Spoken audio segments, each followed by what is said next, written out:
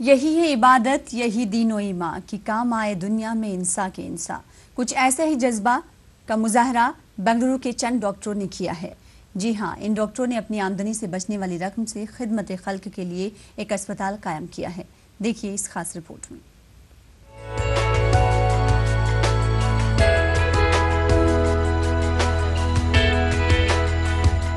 بنگلورو کے شیواجی نگر علاقے میں 4 منزلہ میٹرو اسپتال کا افتتاح عمل میں آیا۔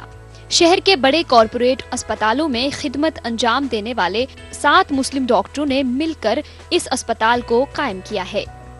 مقصد طبی پیشہ کے ذریعے سماجی خدمت انجام دینا ہے، لہذا اس مقصد کے تحت ڈاکٹروں کی ایک ٹیم جمع ہوئی۔ اپنی بچت اور چند روز کی کوشش کے بعد ایک پرانے اسپتال کو خرید کر اسی جگہ نئے اسپتال کی بنیاد رکھی۔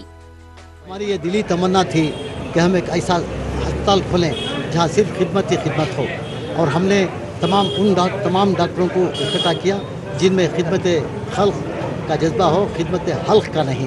تو بہرکیف اللہ کا کرم ہے، اللہ کا فضل ہے کہ ہم نے میٹرو ہاسپٹل کا اجرا کیا ہے۔ 2.5 کروڑ کی لاگت سے شروع ہو رہے اس 4 منزلہ اسپتال میں عام بیماریوں کے علاج کے ساتھ زچگی، دل، دماغ اور گردوں سے جڑے امراض کے علاج کی سہولت ہوگی۔ اسپتال کے ڈائریکٹرز کہتے ہیں کہ وہ مناسب قیمت میں علاج کرتے ہوئے غریب اور متوسط طبقہ کو فائدہ پہنچانا چاہتے ہیں۔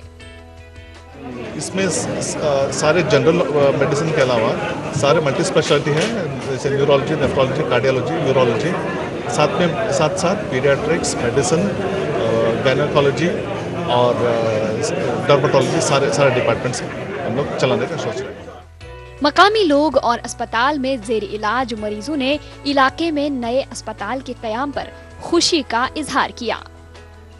دیکھا یہ شیواجی نگر میں ہے اور اس کے پرائزز بھی بہت کم ہیں، اس لیے کوئی بھی آ کر یہاں پر اپنا ہیلتھ چیک اپ کرا سکتا ہے، اس لیے بہت اچھا ہاسپٹل ہے اور ساری سویدھا جنک چیزیں یہاں پر ہیں۔ اور یہاں کے جو ڈاکٹر ہیں وہ پیسے کی لالچ میں یا اپنا نام روشن کرنے کے لیے نہیں آئے، ایک جذبے کے ساتھ آئے۔ ہم غریبوں کے ساتھ ہمدردی ہو، ایک مڈل کلاس جو فیملی چلاتے ہیں ان کے اوپر اتنا بار نہیں پڑنا چاہیے جتنا پرائیویٹ ہاسپٹلوں میں۔ افتتاح کے موقع پر ملی اور سماجی تنظیموں سے وابستہ افراد نے اسپتال پہنچ کر ڈاکٹروں کو مبارکباد دی۔ موجودہ دور میں جب طبی پیشہ تجارت اور صنعت میں تبدیل ہو چکا ہے، اس طرح کی کوشش خوش آئند کہی جا سکتی ہے۔ ETV نیوز کے لیے بنگلورو سے رؤف احمد ہلور کی رپورٹ۔